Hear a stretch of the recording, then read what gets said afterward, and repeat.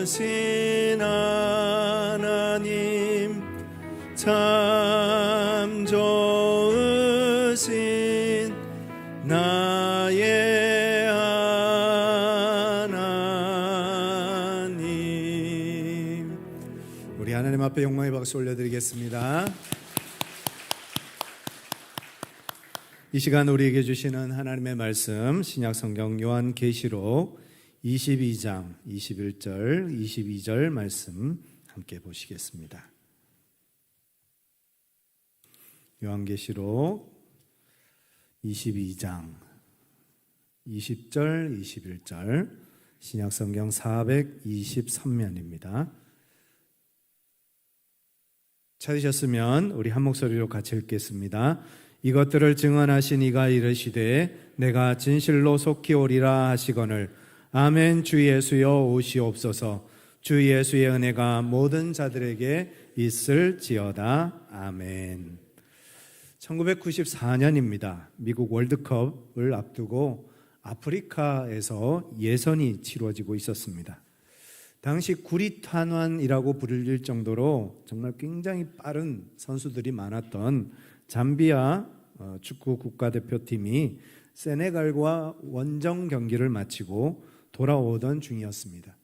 나라가 가난하다 보니까 자기 그 국가대표를 실어 나를 비행기도 없어서 어쩔 수 없이 다른 나라 군용 비행기를 빌려서 타고 돌아오다가 그만 이 비행기가 추락하고 말았습니다. 그래서 국가대표 선수단 모두가 그 자리에서 다 사망하는 그런 안타까운 사고가 일어났습니다.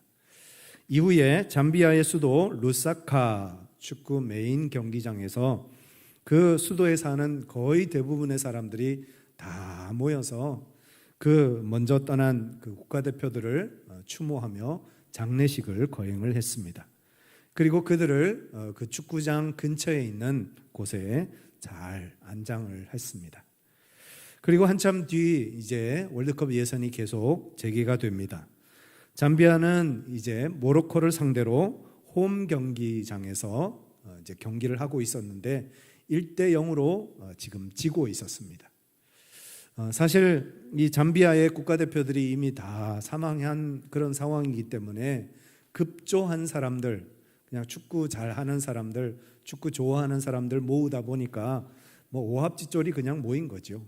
그래서 이제 경기를 하자마자 한 골을 이제 먹게 되고 결국 경기를 계속 끌려갑니다. 그 모습을 지켜보고 있던 관중석에 몇몇 사람이 일어나 그라운드가 아닌 경기장이 아닌 경기장 바깥을 향해서 소리를 지릅니다. 뭐라고 소리를 지르는가 하면 도와주시오. 당신들이 필요한데 당신들은 대체 뭘 합니까? 하고 소리를 질렀습니다. 그 소리가 얼마나 절절했으면 주변에 있던 사람들이 또 일어나서 도와주시오. 당신들이 필요한데 당신들은 대체 뭘 하고 있습니까? 하면서 소리를 지르기 시작합니다.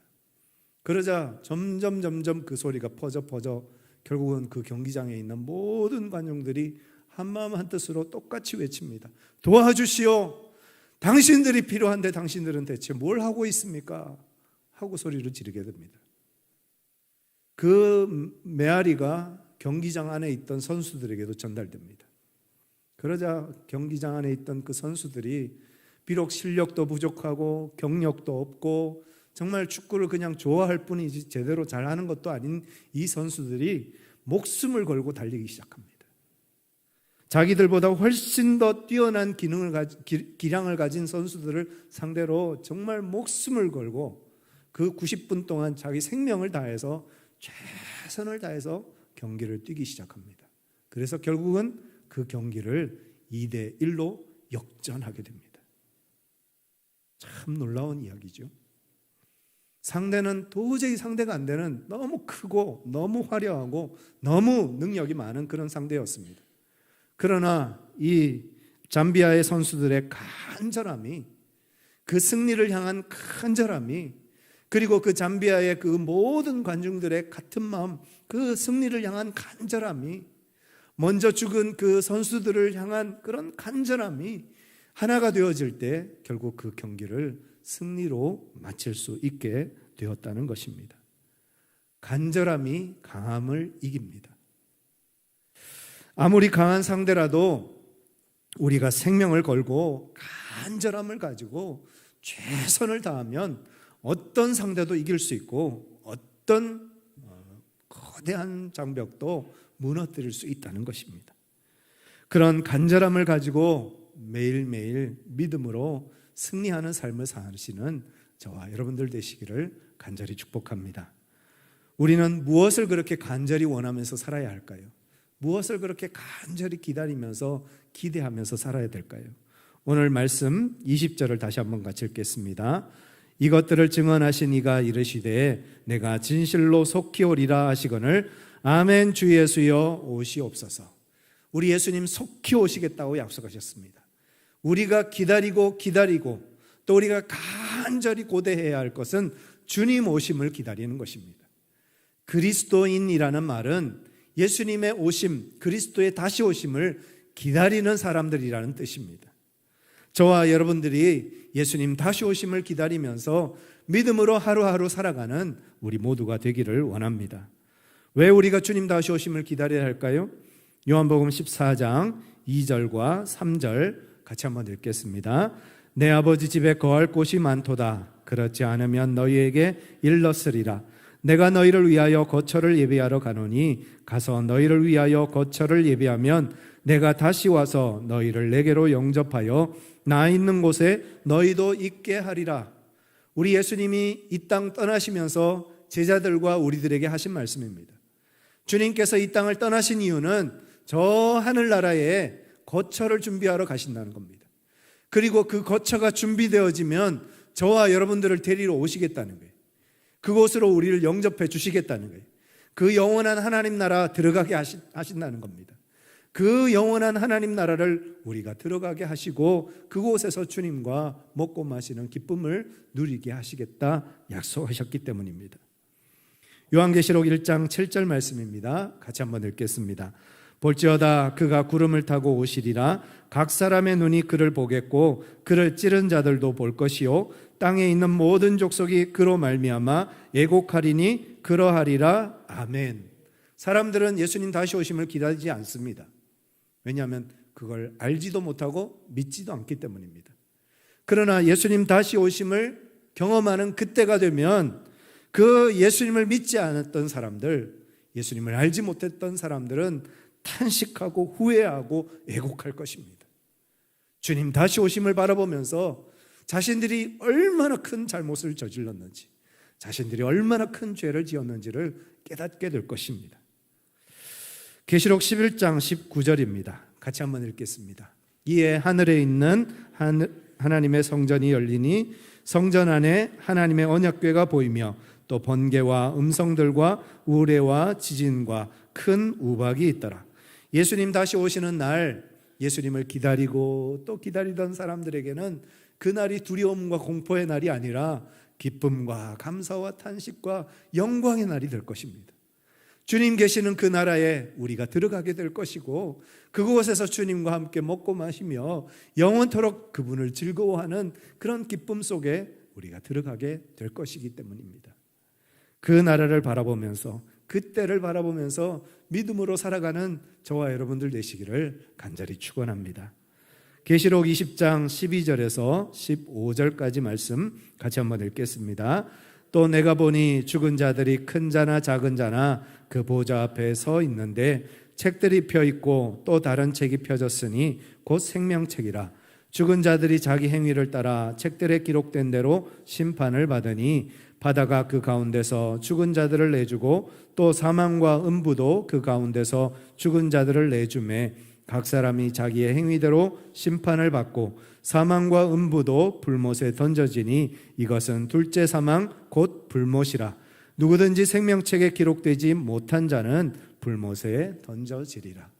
우리가 죽어서 하나님의 심판대 앞에 서면 하나님의 심판대에는 두 개의 책이 열려 있을 것이라는 겁니다.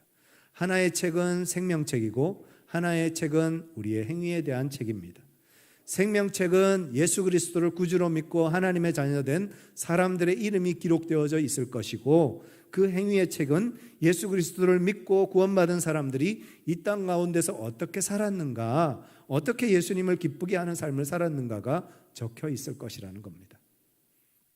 그 날이 되면, 하나님의 날이 되면 예수를 믿었던 모든 사람들이 다 그 영원한 천국에 들어가서 주님을 기뻐하고 모두가 함께 얼싸안고 하나님을 찬양하고 하나님을 노래하는 역사가 있어질 것입니다.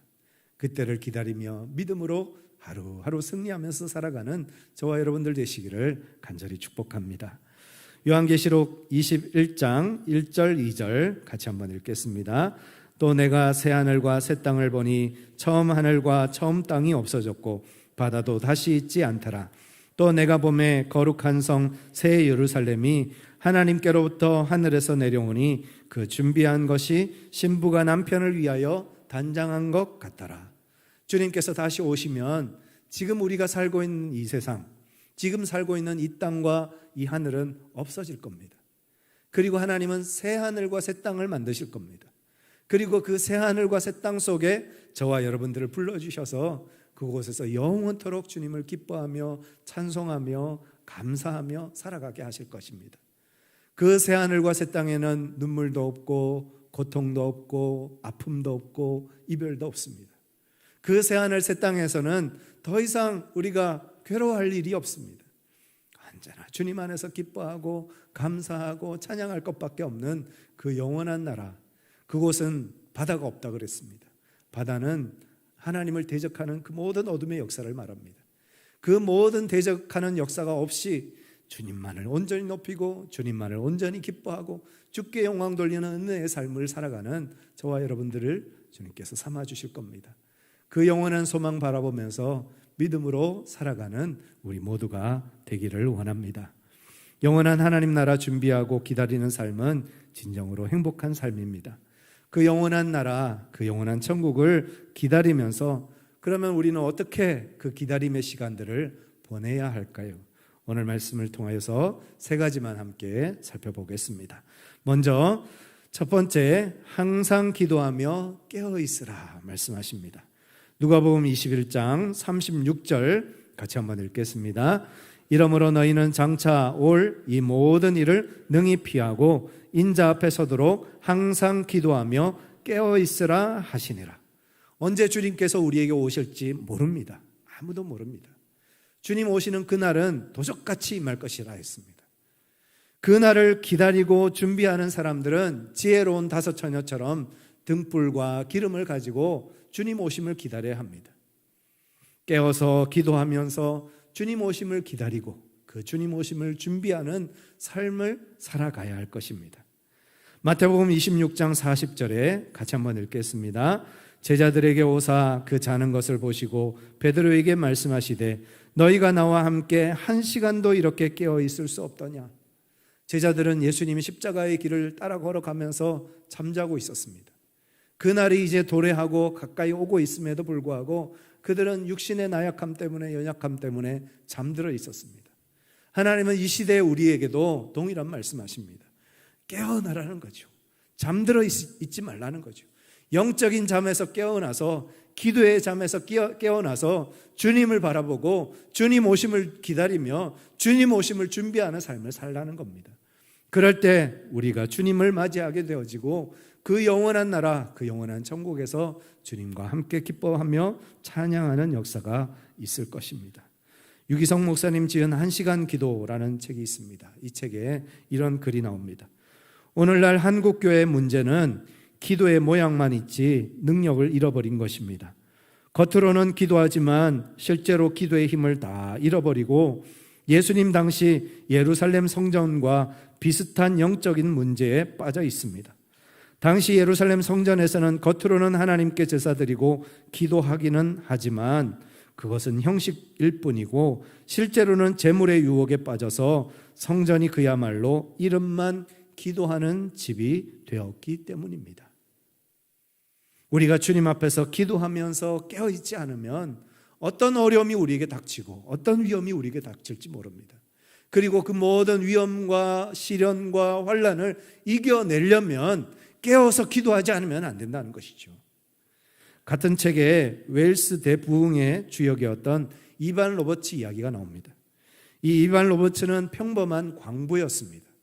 그 광산에서 그 땅 속에서 그렇게 고통스러운 삶의 현실의 자리에서 그렇게 일하던 그 광부였던 이반 로버츠가 어느 날부터 하나님 앞에 기도하기 시작합니다. 하나님, 저에게도 부흥을 주시옵소서. 저에게도 은혜를 주시옵소서. 그렇게 하나님 앞에 기도하는데 어느 날 하나님께서 그에게 은혜를 가득 부어주신 거예요. 그 은혜를 받고 나니까 자신도 하나님의 사역자가 되고 싶은 마음이 생겼습니다. 그래서 신학을 공부하고 목회의 길을 걷겠다라고 다짐합니다. 그렇게 공부하면서 이제 목회자의 길을 걸어가면서도 하루도 쉬지 않고 10년이 넘는 세월 동안 계속해서 하나님 앞에 기도하기를, 하나님 부흥을 주시옵소서, 하나님 은혜를 주시옵소서, 그렇게 간절히 기도합니다. 그러다가 어떤 집회에 참석을 했는데 그날 설교 제목이 나를 굴복하게 하소서라는 제목이었습니다. 그 제목을 읽는데 마음에 확 와닿은 겁니다. 그래서 하나님 앞에 그렇게 기도합니다. 하나님, 제가 정말 하나님께 완전히 굴복하기를 원합니다. 그렇게 주님 앞에 간절히 기도했습니다. 그리고는 예배 마치고 몇몇 사람 모여 있는 곳에서 하나님이 주신 감동을 전했습니다. 그 자리에 17명 정도 참여하고 있었는데 그 17명이 그 이반 로버츠의 그 감동의 말을 전달받고는 너무 또 은혜를 받았습니다. 그래서 내일도 이 말씀 또 다른 말씀 또 전해달라고 그렇게 부탁을 합니다. 그래서 그 다음날 또 그 17명에게 똑같이 또 말씀을 전합니다. 그러자 그 말씀을 듣고 또 큰 은혜를 받습니다. 이반 로버츠가 제대로 된 공부를 한 것도 아니고 그렇게 깊이 있는 설교를 한 것도 아닙니다. 그냥 하나님 주신 은혜에 감사해서 감격해서 말씀을 그대로 전했습니다. 그러자 그 17명이 또 은혜를 받아서 너무 감동을 받습니다. 그 소식이 옆에 있는 교회에 전달되어져서 옆에 있는 교회에서 또 와서 말씀 전해달라는 초청을 받습니다. 그래서 그 교회에 가서 말씀을 또 전합니다. 또 다른 교회에서 말씀 전해달라는 요청을 받습니다. 또 말씀을 전합니다.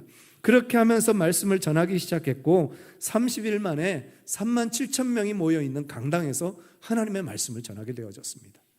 그리고는 5개월 안에 웨일즈에 있는 전역에 10만 명이 하나님 앞에 울면서 통곡하면서 나와 예배드리는 놀라운 광경을 목도게 하시더라는 겁니다. 한 사람의 눈물의 기도가, 한 사람이 깨어서 기도하는 그 간절한 기도가 하나님께서 역사하시는 은혜의 부흥으로 이 땅 가운데 임하고, 그래서 웨일즈의 대부흥의 역사가 일어나는, 그래서 역사의 길이 남는 부흥의 역사가 되었다 하는 그런 말씀입니다. 우리가 주님 앞에서 깨어서 기도할 때 주님이 일하십니다. 우리가 깨어서 기도하면 주님이 역사하십니다. 그 하나님을 향한 간절한 기도, 주님 앞에 굴복하여서 기도하는 그 간절한 간구와 기도에 주님께서 역사하시고 일하심을 우리가 믿습니다. 그 믿음을 가지고 주님 앞에 기도하는 저와 여러분들 되시기를 간절히 축원합니다. 두 번째로 우리에게 주시는 말씀은 간절히 사모하라 하는 것입니다. 베드로후서 3장 12절 13절 같이 한번 읽겠습니다. 하나님의 날이 임하기를 바라보고 간절히 사모하라. 그날에 하늘이 불에 타서 풀어지고 물질이 뜨거운 불에 녹아지려니와 우리는 그의 약속대로 의가 있는 곳인 새 하늘과 새 땅을 바라보도다. 그림을 하나 준비했습니다. 이 그림은 독일의 사진작가 안드레아스 거스키라는 분이 찍은 사진입니다.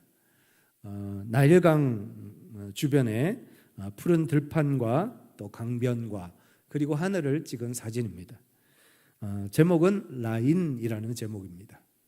이 작품이 경매에 나가서 430만 달러에 낙찰이 됐습니다. 우리 돈으로 47억 원입니다.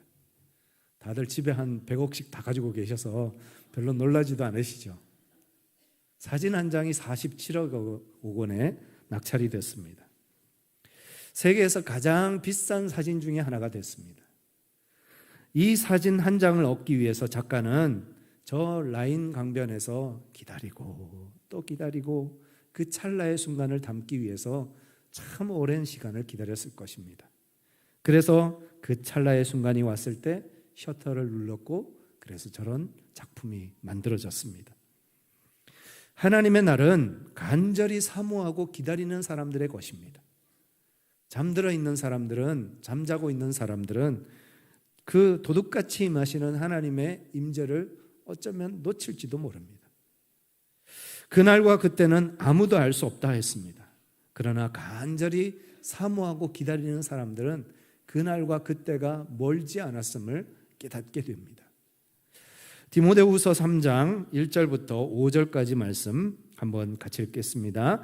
내가 이것을 알라 말세에 고통하는 때가 이르르니 사람들은 자기를 사랑하며 돈을 사랑하며 자긍하며 교만하며 회방하며 부모를 거역하며 감사치 아니하며 거룩하지 아니하며 무정하며 원통함을 풀지 아니하며 참소하며 절제하지 못하며 사나우며 선한 것을 좋아하니하며 배반하여 팔며 조급하며 자고하며 쾌락을 사랑하기를 하나님 사랑하는 것보다 더하며 경건의 모양은 있으나 경건의 능력은 부인하는 자니 이 같은 자들에게서 내가 돌아서라. 가만히 읽을 때 어떠셨습니까? 지금 우리 시대의 모습하고 똑같지 않습니까? 하나님을 잊어버리고 자기 마음대로 살고 있는 이 세상의 모습 그대로가 담겨져 있습니다. 무슨 이야기입니까? 지금은 말세 중에 말세라는 겁니다. 주님 오실 날이 그렇게 멀지 않았습니다. 그 날을 기다리면서 우리는 깨어서 간절히 기다리는 삶을 살아가야 하겠습니다. 그 날을 사모하고 간절히 기다리는 자들에게 그 날은 주인공이 될 것입니다.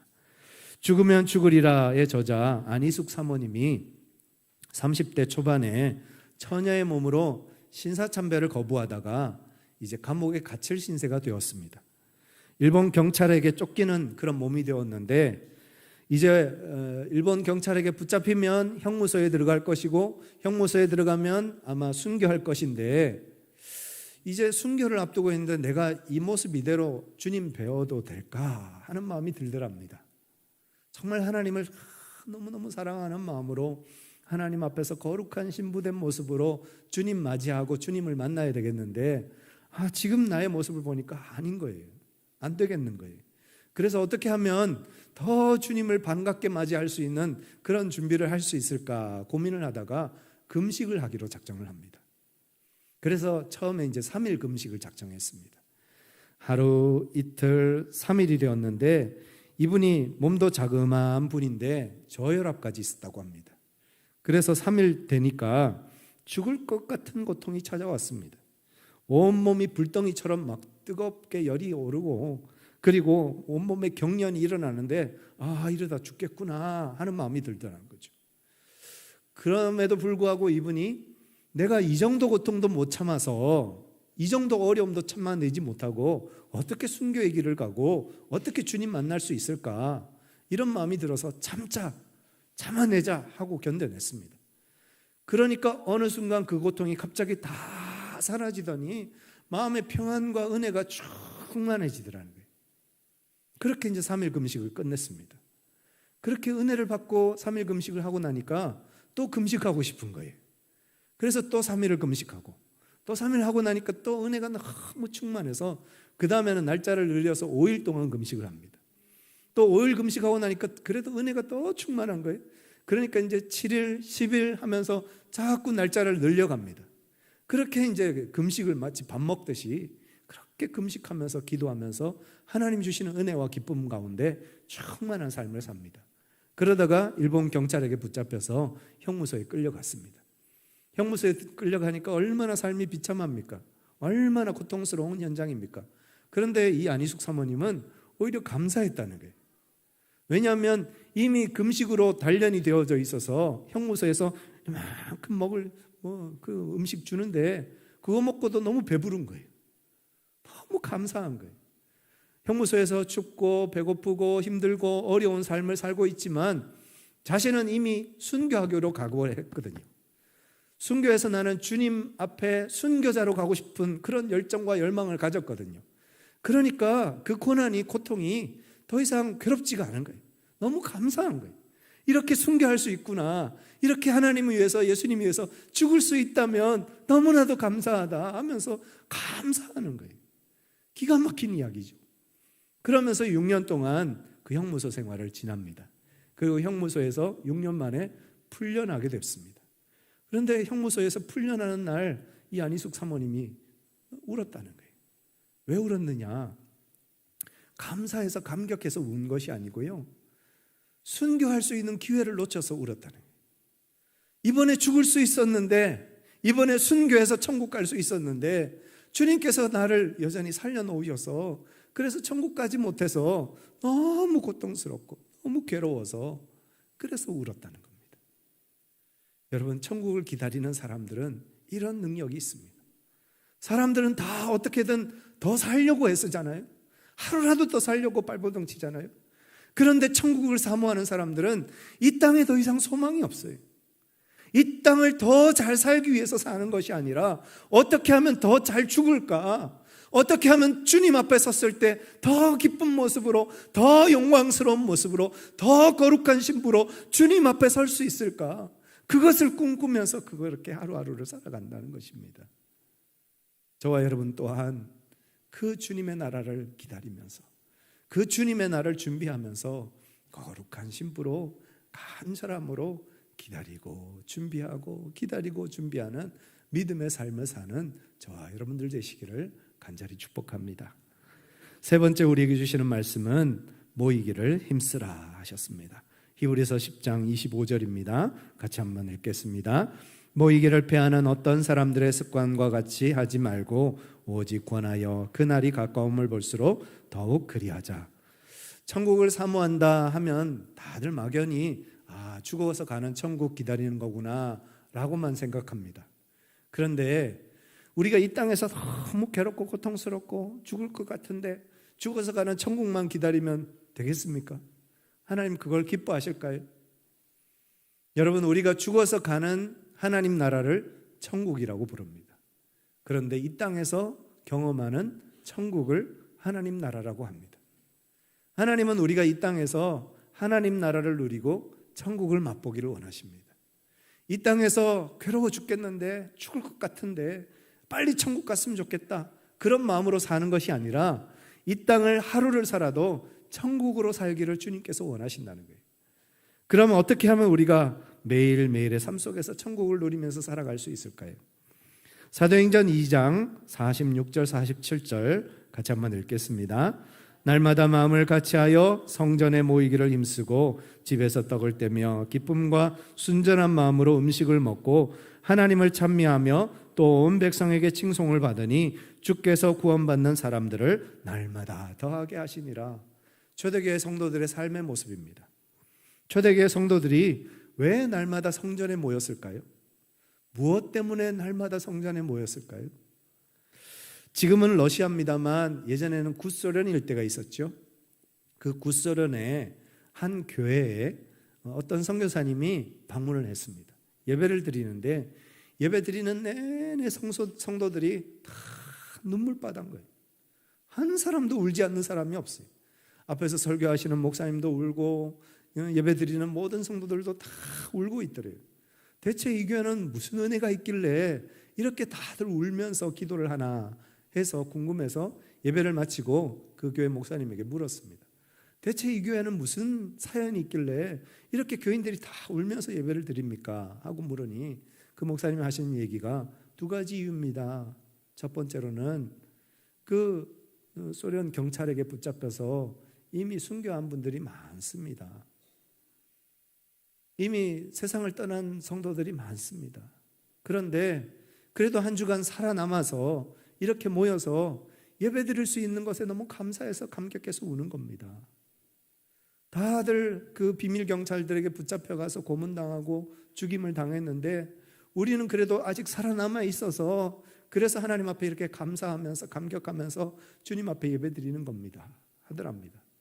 그리고 두 번째 이유는 오늘이 비록 마지막 예배일지라도 주님 나라 바라보면서 주님을 바라보면서 이렇게 예배하고 찬송할 수 있는 것이 너무 기쁘고 감사해서 그래서 감격해서 하나님을 예배하고 찬송하고 있는 것입니다 하더랍니다.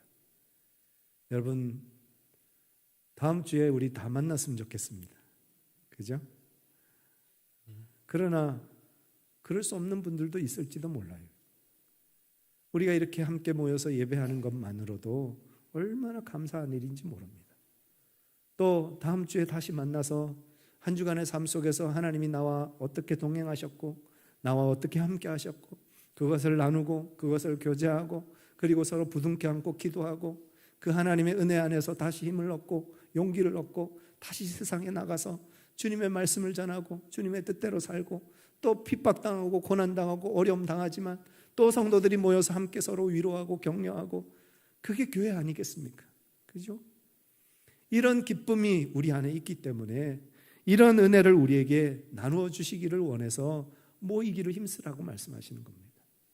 모여서 서로 나누고 서로 위에서 중보하고 서로 기도할 때 아무리 어렵고 힘든 세상도 능히 이겨낼 수 있는 힘을 우리에게 주십니다. 내 영혼이 은총 입어 중한 죄짐 벗고 보니 슬픔 많은 이 세상도 천국으로 화하도다. 여러분, 슬픔 많은 이 세상이 어떻게 천국으로 화합니까? 어떻게 이 슬픔 많은 세상이 천국으로 변화될 수 있을까요? 주님이 나와 함께 하시면, 내가 사망의 음침한 골짜기를 다닐지라도 누가 계시면요? 주님이 나와 함께 하시면 내 잔이 넘치나이다. 나는 부족함이 없습니다. 나는 늘 만족합니다. 늘 기쁘고 행복합니다. 이 고백이 주님이 나와 함께 하실 때, 주님이 우리 가운데 계시는 것을 우리가 경험할 때, 주님이 우리 성도들 가운데 함께 하시는 것을 체험할 때, 그 속에 주님께서 역사하시는 것을 경험함으로 우리가 다시 힘을 얻고 다시 용기를 얻고 슬픔 많은 이 세상도 천국처럼 살아가게 되는 줄 믿습니다. 그 믿음을 가지고 또 주님 앞에서 모여서 함께 기도하고 함께 기다리며 그렇게 믿음의 삶을, 천국의 삶을 살아가시는 우리 모든 성도님들 되시기를 간절히 축복합니다. 같이 한번 기도하시겠습니다. 이 시간 기도하실 때 주님 나라 가는 그날까지, 주님께서 다시 오시는 그날까지 우리가 깨어서 기도하게 하여 주시고 간절히 그 나라를, 그때를, 그날을 간절히 사모하면서 살아가게 하여 주시고 더욱더 열심히 모여서 기도하며 준비하며 달려가는 우리의 삶이 되게 하여 주시옵소서. 우리 함께 기도하시겠습니다. 사랑과 은혜가 충만하신 아버지 하나님, 하나님 우리에게 간절함을 허락하여 주옵소서. 그 간절함으로 주님을 기다리게 하여 주시옵소서. 그 간절함으로 주님 앞에 기도하게 하여 주옵소서. 그 간절함으로 하나님의 뜻을 이루어가는 믿음의 삶이 되게 하여 주시옵소서. 우리에게 주신 그 약속, 그 영원한 소망 바라보면서 믿음으로 간절히 기다리며 우리에게 주어진 삶의 자리에서 하나님 나라 천국을 누리면서 살아가는 저희 모두가 될 수 있도록 주님 역사하여 주옵소서. 주님 앞에 서는 날, 주님 앞에 섰을 때 하나님께서 잘했다 충성된 종아 우리를 칭찬하시는 그 자리에 이르기까지 우리가 최선을 다해서 믿음으로 달려갈 수 있는 저희 모두가 될 수 있도록 우리 모두와 함께하여 주시옵소서. 살아계신 아버지 하나님, 역사하시는 아버지 하나님, 우리에게 약속하신 그 예수님의 재림의 때를 우리가 믿음으로 바라보며 기다립니다. 예수님 다시 오심을 기다리는 것이 우리 인생의 가장 큰 행복 중의 행복입니다. 주님 그날을 준비하면서 주님 앞에 설 준비하며 하루하루 최선을 다해서 살아가는 저희 모두가 되게 하여 주시옵소서. 오늘이 천국이 되게 하시고 오늘이 하나님 나라 되게 하여 주시옵소서. 그래서 주님 앞에 섰을 때 떳떳하게 부끄러움 없이 감사와 감격 속에서 그 새하늘과 새 땅으로 입성하는 우리 모든 성도들 다 되게 하여 주시옵소서. 우리 주 예수 그리스도의 이름으로 간절히 기도드리옵나이다. 아멘. 다 같이 일어나셔서 함께 찬양하시겠습니다.